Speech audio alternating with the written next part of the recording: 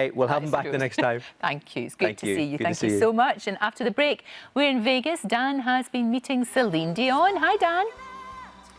Hello, Lorraine. Good morning. The early hours of the morning here in Vegas. You can see I've just dashed from Caesar's Palace Hotel, which is just in the corner of that picture, where I have spent the most fascinating and incredible and emotional evening with Céline Dion.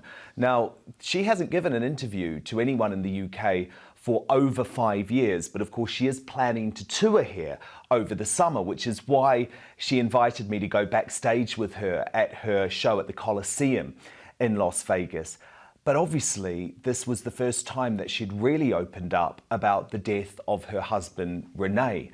And the thing with Celine, I mean, you know her, Lorraine, she wears her heart on her sleeve. So it was incredibly raw because she was talking in a lot of detail about the emotions that she's gone through, how difficult it is about the fact that she is going to be going on the road again without Rene doing everything for her. She said she never really had to make a decision because, of course, he was her manager from when she was just 12 years old. It's just fascinating to think. And at the same time, she's got 2 6-year-old twins.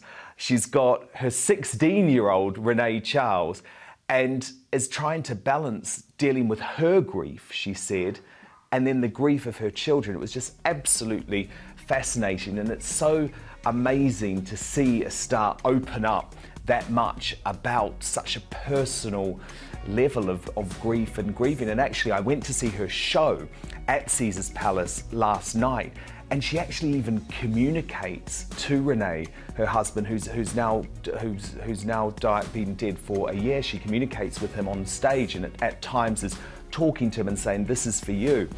And she told me after our interview, actually, that she even now talks to a picture of Rene that was given to her by a fan when she needs advice about what decision she's going to make in her career.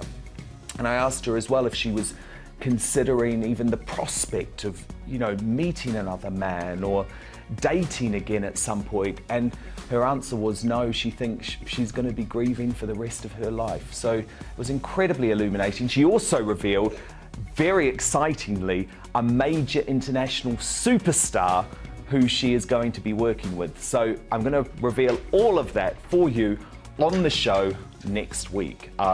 It was an amazing chat. It sounds fascinating. I think we need a phone call after this one, Dan. Thank you very much. You're coming back. You'll be back right after the break with loads more, including Janet Jackson as well. We'll see you in just a tick.